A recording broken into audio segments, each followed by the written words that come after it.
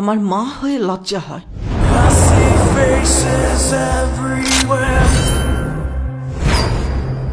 I see faces everywhere. আর তোমার ছেলের বাবা হয়ে এতটুকু লজ্জা হয় না?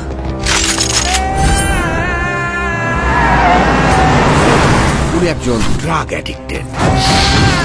উনি একজন রেপিস্ট।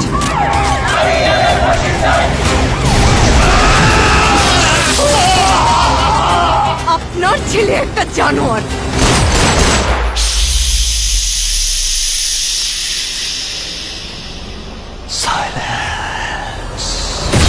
ওর এখনই এই অবস্থা, ওর ফিউচার কি? আমি আমার ফিউচার নিয়ে ভাবি না, অতীত নিয়েও ভাবি না।